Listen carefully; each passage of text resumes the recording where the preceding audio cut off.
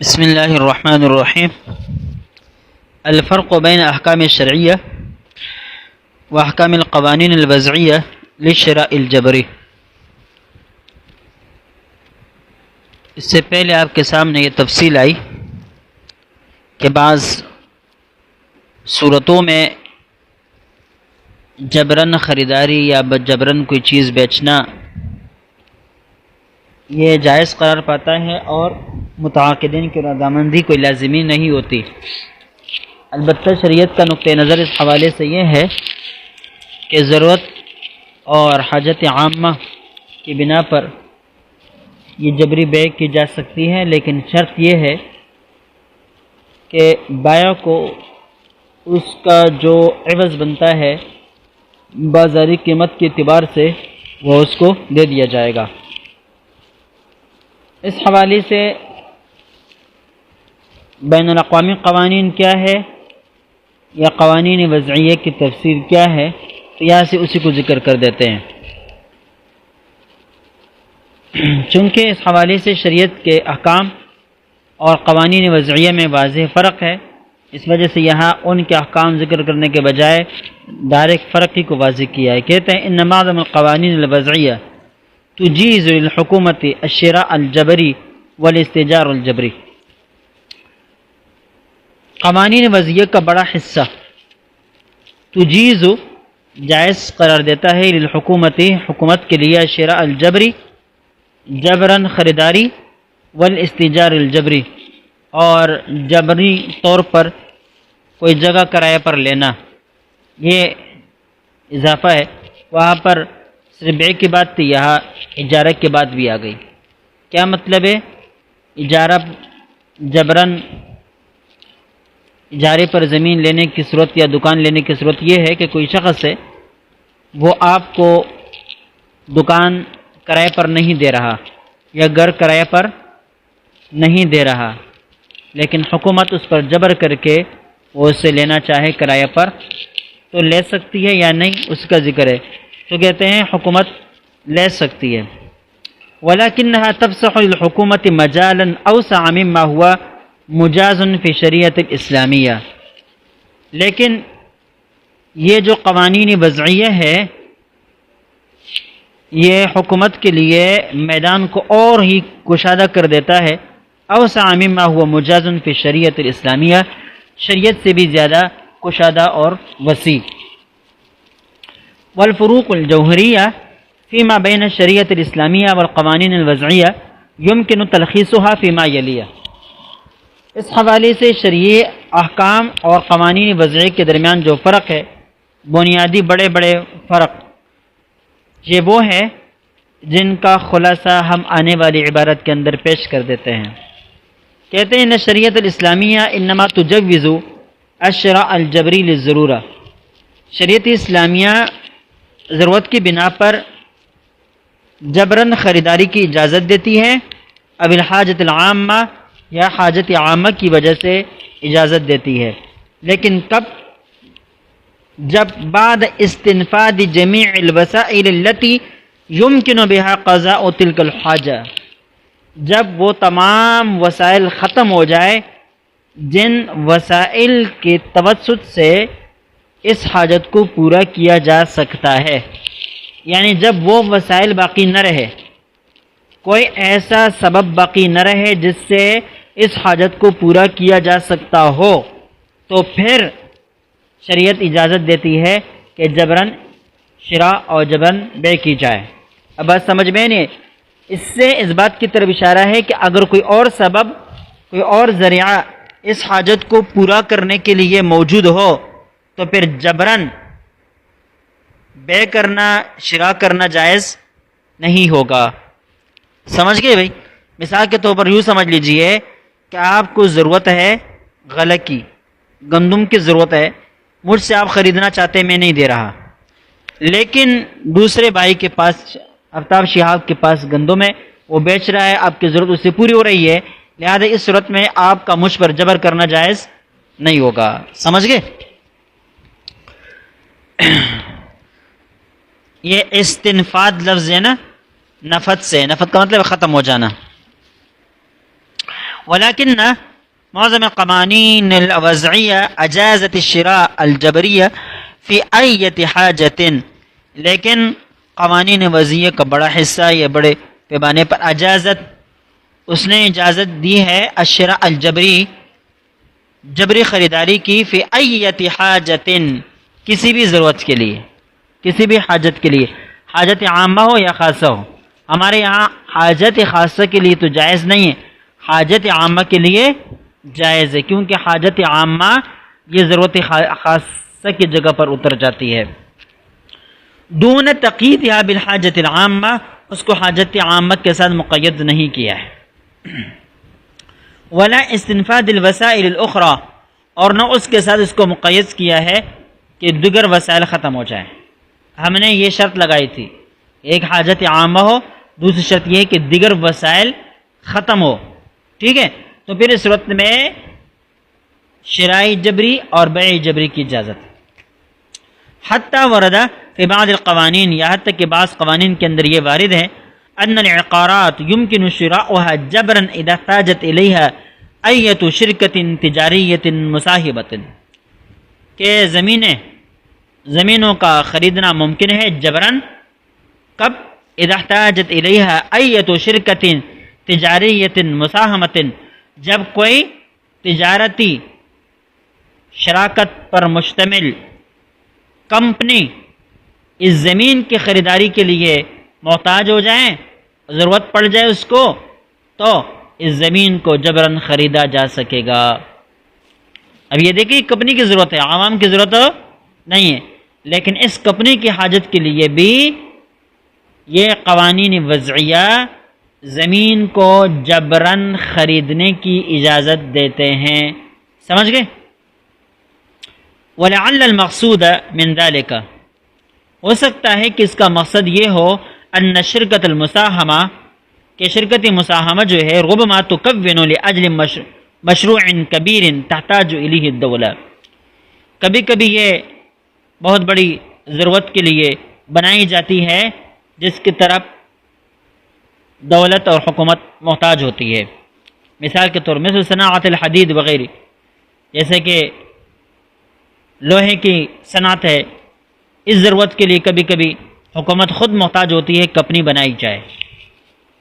تو اب اگر کوئی کمپنی لوہے کے کاروبار کے لیے بنتی ہے اور اس کو کسی زمین کی ضرورت ہے، اکثر و بیشتر ایسی کمپنیاں جو ہوتی ہیں وہ شہر سے باہر ہوتی ہے، شہر سے باہر ہوتی ہے، دور کی جگہوں میں واقع ہوتی ہے۔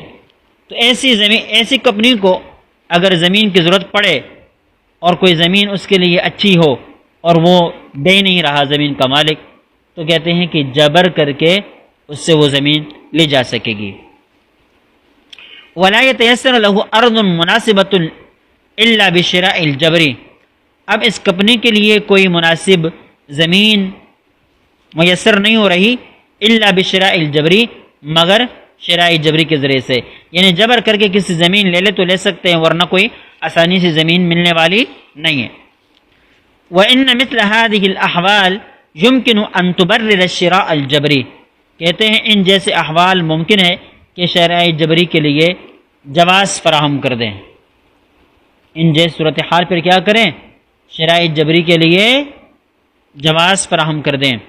ولیکن القانون لا یقید جواز الاخذ بأي قید او شرط، لیکن قانون جو ہے یہ لینے کی جواز کو کسی قید اور کسی شرط کے ساتھ مشروط نہیں کرتا، مطلق اجازت دے دیتا ہے۔ بل یبیح الشراء الجبریہ لحاجت ای شرکت تجاریہ، بلکہ وہ تو شراء جبری کو مباح قرار دیتا ہے، لحاجت کسی بھی حاجت کے لیے، ای شرکت تجاریہ، اور وہ حاجت اور ضرورت بھی کسی بھی تجارتی کمپنی کی ہو، چاہے صنعت والی کمپنی ہو یا کوئی دوسری تجارتی کمپنی ہو، اس کو ضرورت ہے تو وہ جبرن کوئی زمین کسی سے لے سکتی ہے۔ اچھا، ولذلك قد استغل هذا القانون بالسيطرة على أراضي عامة الناس لصالح الأثرياء، ولذالک کہتے ہیں اس وجہ سے کہ کسی بھی حاجت، کسی شخص کی حاجت ہو، کپنے کی حاجت ہو، بس اس کے لیے یہ جائز ہے اور قانونی طور پر اس کو اجازت ہے کہ کسی سے جبراً زمین لے لے. ٹھیک ہے. کہتے ہیں اس قانون نے کیا کیا؟ ولذالک قد استغل، کہتے ہیں اسی وجہ سے خیانت کے طور پر استعمال ہوا هذا القانون بالسيطرة جبراً على اراضی عامة الناس، لوگوں کی عام اراضی کے اوپر جبر کرتے ہوئے لصالح الاسریاء، مالداروں کی مفاد کے لیے. یعنی اس قانون کو جبرانہ طور پر عام لوگوں کی زمینوں سے ناجائز فائدہ اٹھانے کے لیے استعمال کیا گیا. اور یہ ناجائز فائدہ کس نے اٹھایا؟ لصالح الاسریاء، صرف اور صرف مالداروں کی مفاد کے لیے. بالفاظ دیگر مالداروں کی مفاد کے لیے عام لوگوں کی زمینوں سے ناجائز فائدہ اٹھانے کے لیے اس قانون کو استعمال کیا گیا. سمجھ گئے؟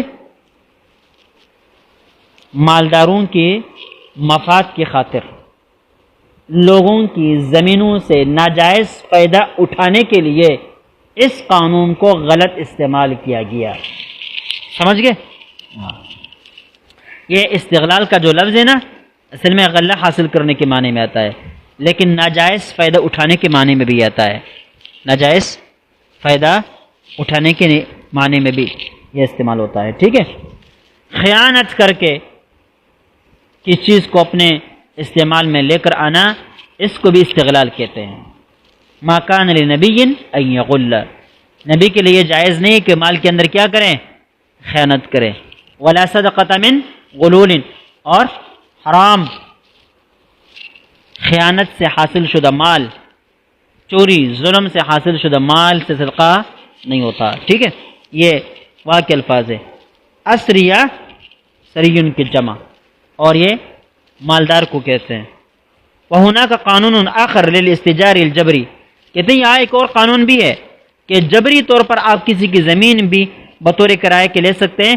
لِبَعْضِ الْأَبْنِيَةِ وَالْبُيُوتِ، کہ آپ بعض عمارتوں کو جبراً یا بعض گھروں کو جبراً آپ لے لیں. کہتے ہیں اس قانون نے بھی کیا کیا؟ وَاسْتُغِلَّ كَثِيرًا، کہتے ہیں یہ قانون بھی ناجائز، اس قانون سے بھی ناجائز فائدہ اٹھایا گیا. لِمُجَرَّدِ تَوْفِيرِ السَّكَنِ، صرف اور صرف رہائش فراہم کرنے کے لیے. لِمُوَظِّفِ الْحُكُومَةِ وَوَزَرَائِهَا، حکومت کے ملازمین اور وزراء کو رہائش فراہم کرنے کے لیے اس قانون کو بھی غلط استعمال کیا گیا. اب بات سمجھ میں آئی نہیں ہے؟ دیکھیں یہاں یہ قانون ہمارے یہاں بھی نافذ ہے. حکومت جب بھی چاہتی ہے جو وزراء کو گھر فراہم کرنے کے لیے یا ملازمین کو ٹھہرانے کے لیے گوٹوں کو مسمار کر دیتے ہیں. سمجھ گئے؟ اور لوگوں سے جبراً ہوٹل لے لیتے ہیں. آج لیے نہیں، حکم ہوا بھائی سارے ہوٹل خالی کر دیا جائیں، اس لیے کہ وہ آنے والے جو امریکن مہمان ہیں ان کو دیے جائیں. یہ جبری ہے. جبری ہوٹل خالی کرائے گئے اور ان کے اندر دوسروں کو ٹھہرایا گیا. اب بات سمجھ میں آئی نہیں؟ ٹھیک ہے.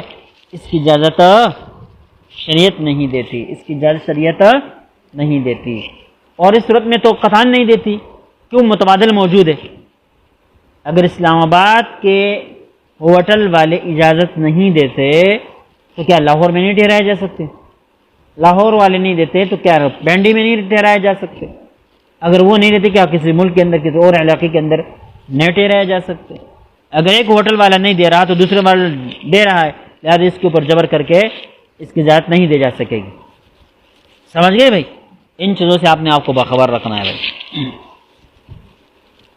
ان شریعت الاسلام، یہی حالت وزراء کی ہے، یہی حالت ملازمین حکومت کی ہے.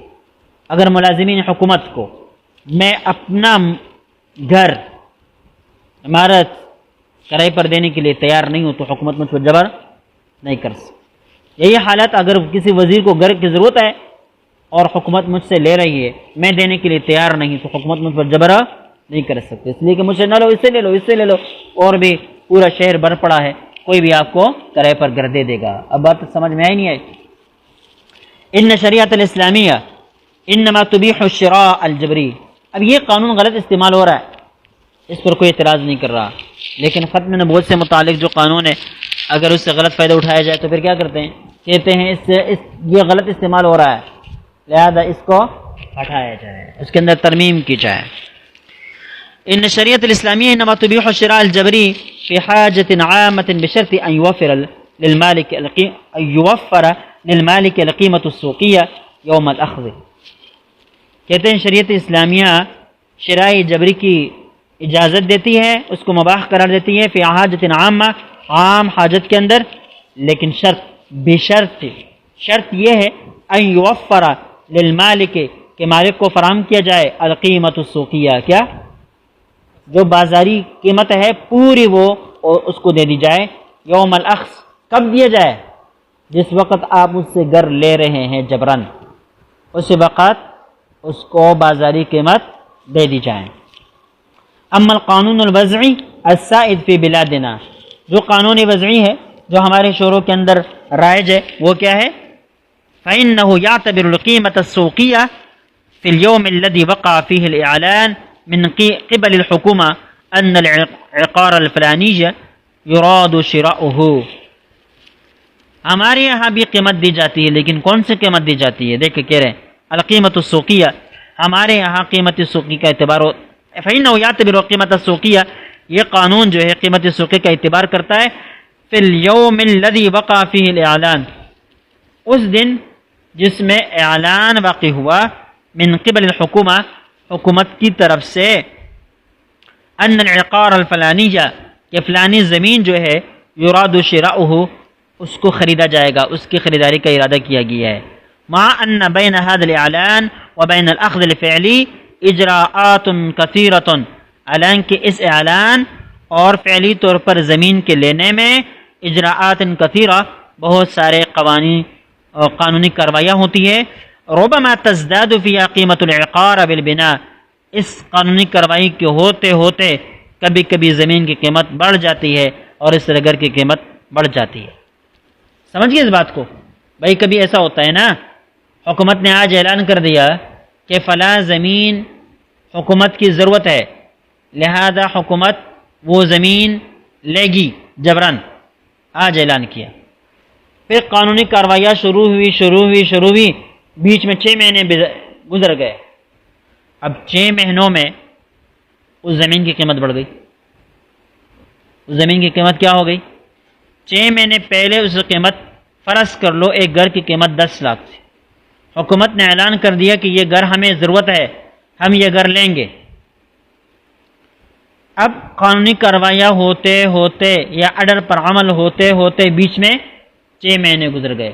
6 مہینے کے بعد حکومت کے اہلکار آئے اور دکان کے یا اس گھر کے مالک سے کہا گھر خالی کر دو، ہم یہ لے رہے ہیں، اس لیے کہ 6 مہینے پہلے ہم نے اعلان کر دیا تھا، اور یہ پیسے لے لو۔ پیسے کون سے؟ جو 6 مہینے پہلے کی قیمت تھی۔ اب بات سمجھ میں نہیں آئی؟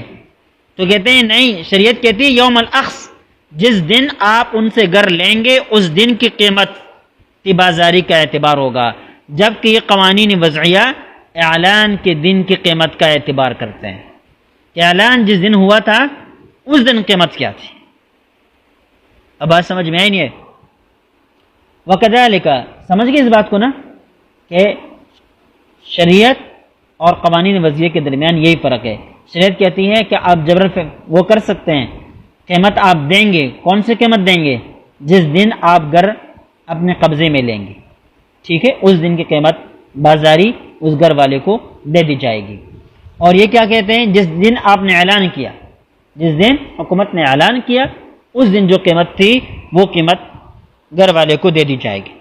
وَكَذَلِكَ اسْتَجَارَتِ الْحُكُومَةُ حکومت بیتن، اس طرح کبھی کبھی حکومت جو ہے کرایہ پر گھر لے لیتی ہے، وَسَارَ فِي تَصَرُّفِهَا مُدَّةً، ایک طویل عرصے تک پھر یہ گھر اس کے تصرف میں رہتا ہے، کرایہ پر وہ چلا رہا ہوتا ہے، جیسے کہ بینک نہیں ہے، بینک یہ سارے کرائے کے ہوتے ہیں اکثر و بیشتر، ٹھیک ہے۔ پھر کیا ہوا؟ ثم ارادت ان تشتریہ من المالک، پھر حکومت کا ارادہ یہ ہوتا ہے کہ بھئی اب اتنا طویل عرصہ کرائے پر چلا لینے کے بعد بہتر یہ ہے کہ ہم اس کو خرید لیں، اب اس خریدنے کا ارادہ کرتا ہے۔ فإن بعض القوانین تنص على أنه إن كانت القيمة السوقية يوم الشراء الجبري أكثر من ضعف قيمته يوم الاستئجار. اب بعض قوانین جو ہے اس بات کی تصریح کرتی ہے کہ بازاری قیمت جبری خریداری کے وقت اکثر من ضعف قیمته یوم الاستئجار، اگر دگنی قیمت سے زیادہ ہو کرائے پر لینے کے وقت سے لے کر اب خریداری کے وقت کے درمیان قیمت میں دگنا اضافہ ہوا ہو، ٹھیک ہے، بلکہ دگنے سے زیادہ ہو گیا ہو، تو بین المالک لا یستحق قیمت السوقیہ، اس صورت میں لا یستحق قیمت السوقیہ، مالک جو ہے بازاری قیمت کا مستحق نہیں ہوگا. مثال سے سمجھا دوں، دیکھیں مسئلہ یہ ہے، یہ قوانین وضعیہ یہ کہتے ہیں 2021 کو حکومت نے یہ گھر کرائے پر لے لیا جبرن. اس وقت اس گھر کا کرایہ 5000 روپے ہے. 2028 تک استعمال کرتی رہی حکومت. ابھی 2028 میں حکومت نے یہ فیصلہ کر دیا کہ یہ گھر ہم ملکیتاً لے لیتے ہیں. اب ملکیتاً یہ گھر لیتے وقت 2028 میں اور 2021 میں ہم قیمتوں کا تناسب دیکھتے ہیں. اگر اس مدت میں اس گھر کی قیمت 1 گنا زیادہ ہو گئی،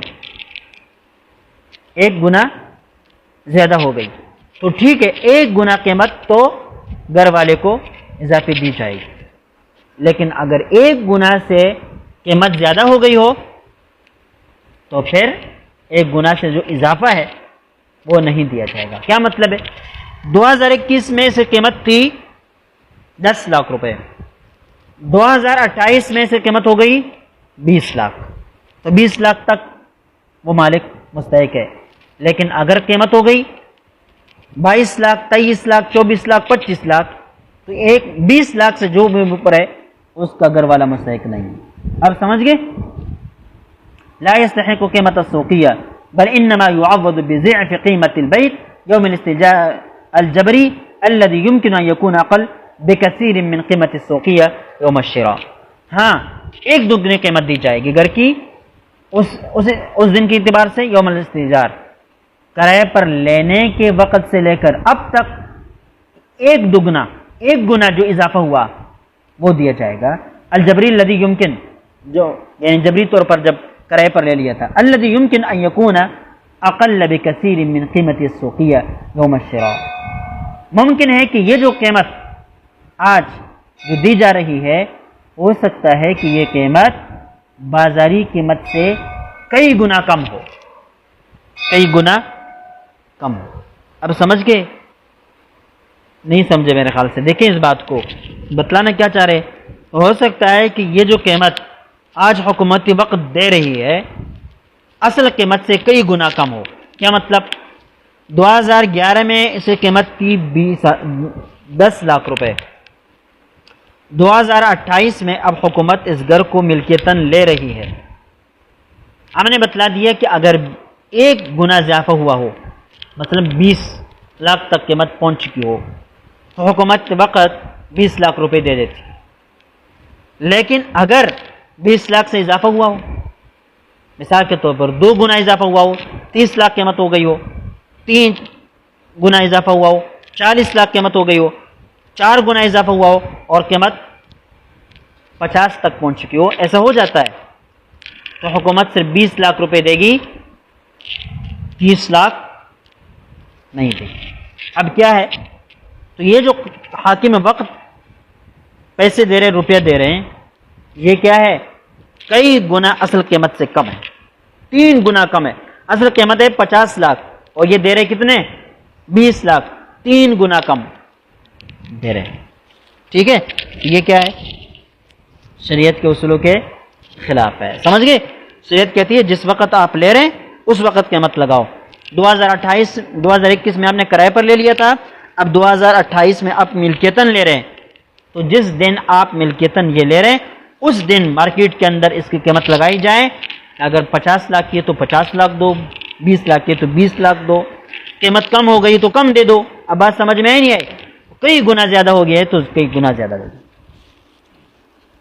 لا يجوز شرعا، دوسری بات یہ ہے کہ تیسرا فرق، شرعاً یہ جائز نہیں ہے ان تتصرف الحکومت، کہ حکومت تصرف کرے فیما اشترطہ جبرن، جو اس نے جبرن خریدا ہے، الا بان يدفع الثمن الى المالک فوراً، مگر یہ کہ فوراً وہ مالک کو ثمن حوالہ کر دیں، او فیما هو فی حکم الفور، یا اتنی مدت میں دے دیں جو مدت فی الفور تصور کیا جاتا ہے۔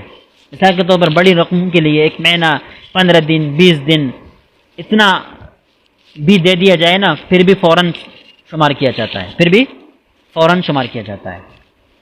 لیکن اگر اس سے زیادہ جو فوراً نہیں مانا جاتا تو پھر اتنی تاخیر کرنا جائز نہیں ہے۔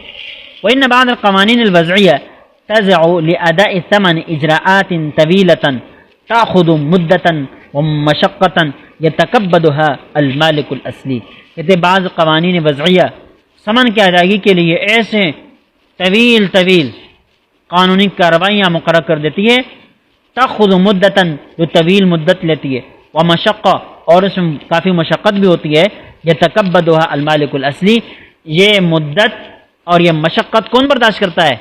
اصل مالک برداشت کرتا ہے۔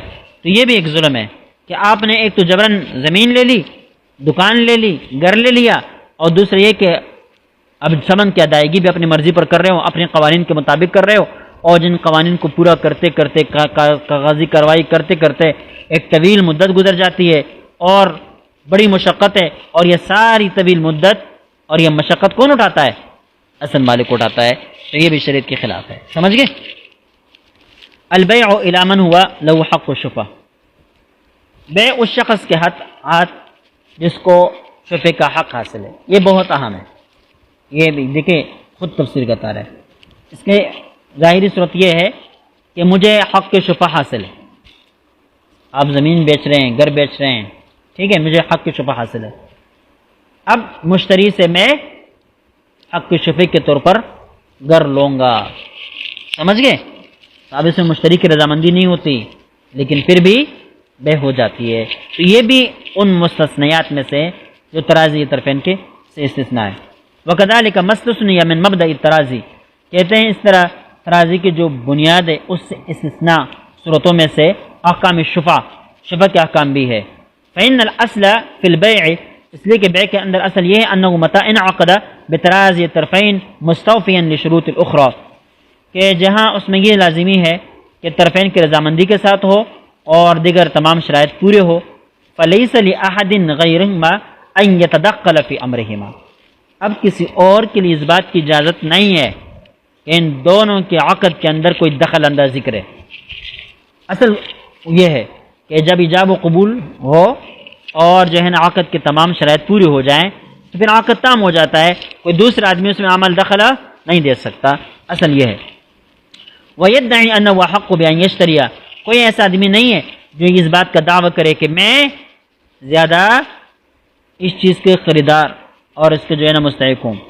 ولیکن شریعت، یہ ہو گئی اصل بات، آگے استثنائی بات کر رہے ہیں۔ ولیکن شریعت الاسلامیہ استثنت من هذا المبدأ احکام الشفع، لیکن شریعت اسلامیہ نے اس بنیادی بات سے، اصول سے شفع کے احکام کو مستثنا قرار دے دیا ہے۔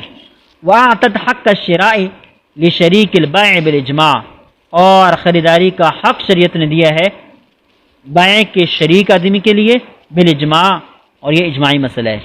جو آدمی حق کے مبیع کے نہیں نفس مبیع کے اندر شریک ہو تو بالاتفاق تمام علماء ائمہ حضرات کے نزدیک اس آدمی کو حق کے شفع حاصل ہے۔ وَلِجَارِهِ عَلَى مَذْهَبِ الْحَنَفِيَّةِ، اور احناف کے نزدیک حق کے شفع کیا ہے؟ نفس مبیع یا حق کے مبیع کے اندر شریک نہیں بلکہ صرف پڑوس ہے، اس کو بھی حق کے شفع حاصل ہے۔ فَإِنْ بَاعَ أَحَدٌ عِقَارَهُ لِرَجُلٍ خَارِجٍ، بس اگر کسی شخص نے اپنی زمین کسی خارجی آدمی پر بیچ دیا، خارجی کا مطلب یہ نہیں ہے کہ مذہبی خارجی ہو، اس کا مطلب یہ ہے کہ وہ کیا ہو؟ کوئی دوسرا آدمی ہو، ٹھیک ہے۔ فَلِشَرِيكِ الْبَائِعِ أَنْ يَدَّعِيَ أَنَّهُ أَحَقُّ بِالشِّرَاءِ مِنْهُ، تو شریک بائع کے لیے یہ جائز ہے کہ دعویٰ کرے کہ بھائی اس آدمی سے زیادہ اس گھر یا اس زمین کے خریداری کے طور پر مستحق میں زیادہ ہوں، ٹھیک ہے، یعنی زیادہ مستحق ہوں اس بات کا کہ یہ گھر میں خریدوں۔ فإن قبلت دعواه، بس اگر اس کے دعویٰ قبول ہو جائیں تو ٹھیک ہے، فإنه يشتري من الثمن من المشتری الاول بنفس الثمن الذي اشتراه به المشتری الاول، تو جس مشتری اول نے جتنے قیمت پر، جس ثمن پر یہ گھر خریدا ہے، زمین خریدی ہے، اتنے قیمت پر کون لے لے گا؟ یہ شفیع لے لے گا، سمجھ گئے؟ سواء رضی بذلك او لم يرضى، چاہے مشتری اول اس پر راضی ہو یا نہ ہو۔ وان هذا الحق يسمى شفعہ، اس حق کو کیا کہا جاتا ہے؟ حق کے شفع کہا جاتا ہے۔ بھائی یہ باتیں کہ شفع کا کیا معنی ہے، یہ ہے وہ سارے اب وہاں پر پڑھ چکے ہیں۔ والاصل فی ثبوت حق شفع، حق کی شفع کی ثبوت کے اندر حق یہ ہے اصل بنیادی دلیل ما رواہ جابر، یہ وہ ہے جو حضرت جابر رضی اللہ تعالی عنہ نے روایت کیا ہے۔ قال، وہ فرماتے ہیں قال رسول اللہ صلی اللہ علیہ وسلم، کہ نبی پاک صلی اللہ علیہ وسلم نے فرمایا من کان لہ شریک فی ربعۃ او نخل، جس کا کوئی شریک ہو زمین کے اندر یا باغ کے اندر، فلیس لہ ان یبیع، تو اس کے لیے جائز نہیں ہے کہ اس کو بیچیں، حتی یؤذن، شریک کو یہاں تک کہ وہ کیا کریں، شریک اس کو اجازت دے دیں۔ فإن رضی اخذ وإن کرہ ترک، اگر وہ راضی ہو تو لے لے اور اگر راضی نہیں ہے تو چھوڑ دے، سمجھ گئے؟ یہ بنیادی دلیل ہے اس معاملے میں شفع کے ثبوت میں۔ قضى النبی صلی اللہ علیہ وسلم، دوسری بات، قضى النبی صلی اللہ علیہ وسلم بشفعۃ فی کل ما لم یقسم، کہ نبی پاک صلی اللہ علیہ وسلم نے شفع کا فیصلہ کر دیا ان تمام چیزوں کے اندر جو ناقابل تقسیم ہے۔ فاذا وقعت الحدود، جب حدود الگ الگ ہو جائیں، وصرفت الطرق، اور راستے بھی ایک دوسرے سے پھیر دیے جائیں، فلا شفعۃ، تو اب کوئی شفع نہیں۔ یہی شافعی کا مستدل ہے، ٹھیک ہے۔ لیکن یہاں یہ شافعی اور حنابلہ کے یا احناف کے مسلک کا سرباس نہیں کرنی ہے، نفس سے مسئلہ کو ثابت کرنا ہے کہ شفع اس سے ثابت ہو جاتا ہے، چاہے مبیع کے اندر شریک کے لیے ثابت ہو یا حق مبیع کے اندر شریک کے لیے ثابت ہو یا پڑوسی کے لیے، لیکن نفس سے شفع ان دلائل سے ثابت ہو جاتا ہے۔ اب آگے پڑوسی کے لیے ہونا یا فلاں فلاں کے لیے ہونا وہ الگ مسئلہ ہے۔ والحکمۃ فی مشروعیت الشفع، یہاں سے یہ بتلانا چاہ رہے ہیں کہ بھئی جب زمین میری ہے، میں کسی پر بیچ رہا ہوں، تو دوسرے آدمی کو حق کی شفع کیوں دیا جا رہا ہے؟ اس کی حکمت، جیسے حکمت بیان کر رہے ہیں، ان شریک ربما یتضرر بدخول رجل اجنبی فی الارض المشترکہ، کبھی کبھی شریک جو ہے وہ ضرر محسوس کرتا ہے بدخول رجل اجنبی، کسی اجنبی شخص کے داخل ہونے کی وجہ سے، فی الارض المشترکہ، مشترکہ زمین کے اندر۔ بھائی میرے اور آپ کے درمیان زمین مشترک ہے، ہم آپس میں ایک دوسرے کے مزاج کو جانتے ہیں، ایک دوسرے کے ساتھ چل سکتے ہیں، لیکن اگر آپ نے اپنا حصہ کسی ایسے آدمی پر بیچ دیا جس کی مجھے زبان بھی سمجھ میں نہیں آ رہی، اس کے مزاج کا بھی ہمیں پتہ نہیں ہے، تو ہو سکتا ہے کہ ہماری شرکت ان کے ساتھ نہ چل سکے، لڑائیاں، اختلافات، گالم گلوچ کا معاملہ شروع ہو جائے، اس وجہ سے مجھے یہ حق حاصل ہے کہ میں زمین اس پر بیچنے کے بجائے یہ دعویٰ کر دوں کہ مجھ پر بیچ جائے اور میں زیادہ اس بات کا مستحق ہوں۔ وَلَسْنَا بِالصَّدَدِ اسْتِيعَابِ أَحْكَامِ الشُّفَعَةِ هُنَا، حضرت کہتے ہیں کہ ہم یہاں شفع کے تمام احکام ذکر کرنے کے در پہ نہیں ہیں۔ فإن مدونات الفقه جعلت لها یا جعلت لها کتابا مستقلا عن البیوع، کہتے ہیں فقی جو مدونات ہے انہوں نے بیوع سے الگ شفع کے لیے ابواب قائم کیے ہیں مستقل طور پر۔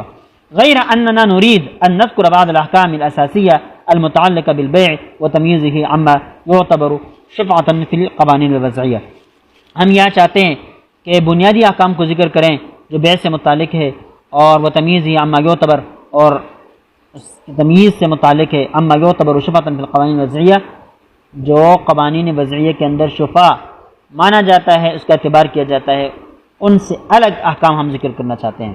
وذالک فی صورت نقاط آتیہ، فی صورت نقاط آتیہ کہتے ہیں یہ آنے والی نقاط کے اندر ہے۔ الشفعۃ لا تثبت الا فی غیر المنقولات من الدور والعقارات کما يدل علیہ قول الرسول کریم صلی اللہ علیہ وسلم۔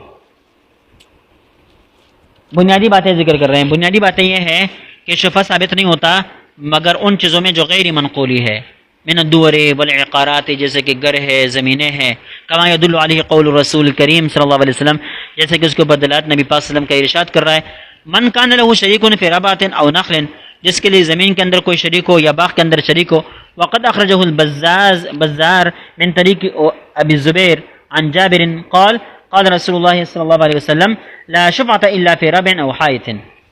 دوسری روایت میں یہ الفاظ ہے کہ زمین میں اور حائط میں، حائط باغ کو کہتے ہیں. اب یہاں دیکھیں نقل کی تشریح آ گئی حائط کے ساتھ. ومذهب الجمهور الفقهاء من المذاهب الاربع وغيرها، یہی جمہور فقہا کا مسلک ہے ائمہ اربعہ میں سے. خلافا لابن حزم، ابن حزم کے خلاف، وبعض اہل ظاہر، اور اس طرح بعض ظاہر کے بھی برخلاف. حيث اثبتوا الشفعة في كل مشاع، کہ انہوں نے ہر مشترک چیز کے اندر شفع کو ثابت قرار دے دیا ہے. منقول او غیر منقول، چاہے وہ منقولی چیز ہو یا غیر منقولی ہو، لیکن جب وہ مشترک ہے تو انہوں نے کہا کہ اس کے اندر شفع جائز ہے. وحکاہ ابن حزم عن بعض التابعین ایضا، کہتے ہیں ابن حزم نے اس کو بعض تابعین سے بھی بطور مسلک کے ذکر کیا کہ بعض تابعین کا بھی یہ مسلک تھا.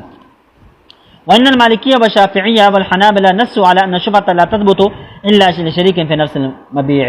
مالکیہ اور شافعیہ اور حنابلہ کا مسلک انہوں نے تصریح کی ہے اس بات پر کہ شفعہ ثابت نہیں ہوتا مگر اس آدمی کے لیے جو نفس مبیع کے اندر شریک ہے. ومذہب الحنفیہ، حنفی مسلک کیا ہے؟ انہا تثبت لاصناف ثلاثہ، تین قسم لوگوں کے لیے شفعہ ثابت ہوتا ہے. نمبر ایک الاول الشریک فی نفس المبیع، جو نفس مبیع کے اندر شریک ہے. والثانی الشریک فی حقوق المبیع، جو مبیع کے حقوق کے اندر شریک ہے. مثل الشرب والممر، جیسے کہ پانی کے باری کے اندر جو شخص شریک ہے. والممر، جو راستے کے اندر شریک ہے. والثالث الجار الملاصق، لگا ہوا جو پڑوسی ہے. ويقدم الصنف الاول على الثاني، کہتے ہیں صنف اول کو دوسرے کے اوپر مقدم کیا جائے گا. نفس مبیع کے اندر جو شریک ہے وہ مقدم ہے اس آدمی پر جو حق کی مبیع کے اندر شریک ہے. والثاني على الثالث، اور ثانی کو دوسرے کے اوپر تیسرے کے اوپر مقدم کیا جائے گا. وهذا القول مروي ايضا عن ابن سيرين وابن شبرمة والسوري وابن ابي ليلى والعترة. وقد فصلت ادلة الفريقين في تكملة فتح الملهم. کہتے ہیں یہ مسلک ابن سیرین سے، ابن شبرمہ سے، سوری سے، ابن ابی لیلہ سے، عترہ سے بھی منقول ہے. کہتے ہیں دونوں فریقین کے دلائل میں نے تکملہ فتح الملهم کے اندر تفصیل کے ساتھ ذکر کیے ہیں. وبما ان الشفعة تثبت على خلاف القياس، اور اس بنا پر کہ شفعہ یہ خلاف قیاس ثابت ہے. خلاف قیاس تو اس لیے ہے کہ رضامندی نہیں ہے لیکن اس کے باوجود ثابت ہے. فإنها تقتصر على ما ورد به النص، اور جو چیز خلاف قیاس ثابت ہو تو وہ اپنی مورد تک کیا رہتا ہے؟ محدود رہتی ہے. کہتے ہیں یہ بھی اپنے مورد تک محدود رہے گی. ولا يجوز تعدیتها الى غیر منصوص، لہذا غیر منصوص کی طرف اس کو متعدی نہیں کریں گے. ولذا اسی بنا پر فإن القوانین التي صدرت في بعض البلاد، کہ وہ قوانین جو اس بارے میں بعض شہروں کے اندر صادر ہوئے باثبات الشفعہ للمستاجر اب المزارع، کہ شفعہ ثابت ہے مستاجر کے لیے بھی، اب المزارع مزارع کے لیے بھی. لیست موافقۃ للشریعۃ الاسلامیہ، یہ شریعت اسلامی کے موافق نہیں. اس بات کو سمجھو بھائی، مستاجر کے لیے شفعہ کیسے ہے، مزارع کے لیے شفعہ کیسے ہے؟ مستاجر کے لیے شفعہ کی صورت یہ ہے کہ میں نے یہ گھر یا یہ دکان کرائے پر لے لیا ہے، ٹھیک ہے، اب میں کیا ہوں؟ مستاجر ہوں. اب میرے قریب میں دوسرا گھر یا دکان کرائے پر دیا جا رہا ہے یا بیچا جا رہا ہے، ٹھیک ہے.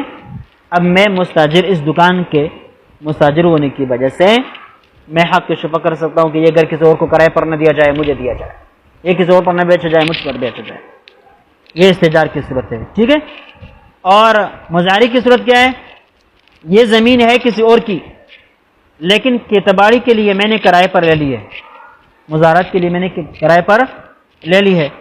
اب اس زمین کے ساتھ لگی ہوئی زمین کوئی اور کرائے پر اٹھا رہا ہے یا بک رہی ہے، اور میں مزارع ہوں، پڑوسی ہوں اس زمین کا، لہٰذا میں ہی اس بات کا زیادہ مستحق ہوں کہ میں اس زمین کو کرائے پر اٹھا لوں یا خرید. اب سمجھ گئے؟ تو یہ قوانین وضعیہ نے مستاجر کو بھی اجازت دی ہے، مزارع کو بھی اجازت دی ہے. اور ہم نے کہا چونکہ تین، حق کے مبیع کے اندر شریک، نفس مبیع کے اندر شریک، حق کے مبیع کے اندر شریک اور پڑوسی، ان کے بارے میں نصوص آئے ہیں، لہذا یہاں تک محدود رہے گی، اس سے آگے جائز نہیں ہوگی. لہذا مزارع اور مستاجر کو حق کے شفعہ نہیں ملے گا، ٹھیک ہے. ومذهب الحنفیہ والحنابلہ ان حق الشفعة يثبت على الفور، پھر حنفیہ اور حنابلہ کے نزدیک حق کی شفعہ ثابت ہوگا على الفور، فوراً حق کی شفعہ ثابت ہوگا. بمعنی فوراً ثابت ہونے کا مطلب کیا ہے؟ ان يطلبه الشفیع فور ما يعلم بالبيع. آپ نے شرح مقایع کے اندر پڑھا طلب محاسبہ، طلب اشہاد، ٹھیک ہے، طلب خصومہ، یہ چاروں چیزیں، تینوں چیزیں لازمی ہیں، تینوں چیزیں لازمی ہے، اسی کو ذکر کر رہے ہیں۔ یہی مطلب ہے طلب فور کا، بمعنی ان یطلبہ شفیع فور ما یعلم بالبیع، جیسے ہی شفیع کو پتہ چلے کہ زمین جو ہمارے پڑوس میں ہے بک گئی ہے، یا جس میں میں شریک ہوں بک گئی ہے، یا جس کے حق کیا ہے، حق مبیع میں میں شریک ہوں، جس کے حق میں میں شریک ہوں، وہ زمین یا وہ گھر بک گیا ہے، فوراً کیا کرے، طلب کرے۔ فإن تأخر في طلبه بعد العلم بالبيع بطلت شفعته، اگر اس نے بے کے علم کے حاصل ہونے کے بعد تاخیر سے کام لیا، بطلت شفعته، تو اس کا شفع کیا ہو جائے گا، باطل ہو جائے گا۔ وهو الأظهر في قول الشافعية، یہی جو ہے شافعی کا ظاہر قول ہے، کما سیاتی۔ والقول الثاني لهم، ان کا دوسرا قول یہ ہے ان حق الشفیع يستمر الى 3 ایام بعد علمه بالبيع، کہ 3 دنوں تک اس کا یہ حق شفا یہ حاصل رہے گا، بعد علمه بالبيع، بے کے علم ہو جانے کے بعد، یعنی جب بے کا علم ہو جائے تو 3 دنوں کے اندر اندر شافعی حضرات کہتے ہیں کہ وہ طلب مواسبت کر سکتے ہیں، ٹھیک ہے، اس کو حق حاصل رہے گا۔ اچھا، وروی عن مالک، امام مالک سے منقول ہے، ان حق الشفیع یبقى الى سنۃ، کہ شفیع کا حق کیا ہے، 1 سال تک باقی رہتا ہے۔ وروی عنہ، اور ان سے یہ بھی منقول ہے، انه ينقطع بمضي مدۃ يعلم فيها انه تارك لها، کہ اتنا مدت گزر جانا کیا ہے، یہ اتنی مدت گزر جانے کی وجہ سے حق شفا منقطع ہوگا، یعلم فیہا انہ تارک لہا، کہ جس میں یہ اندازہ لگایا جا سکتا ہو کہ اب یہ شفا ترک کرنے والا ہے، چھوڑنے والا ہے، شفا نہیں کرنے والا، اتنا مدت گزر جائے جس سے یہ اندازہ لگایا جا سکتا ہے کہ اب یہ کیا ہے، شفا کرنے والا نہیں ہے۔ تو امام مالک رحمہ اللہ فرماتے ہیں کہ اس آدمی کا اب حق شفا ساقط ہو جائے گا، سمجھ گئے؟ یہ چلے صحیح ہے۔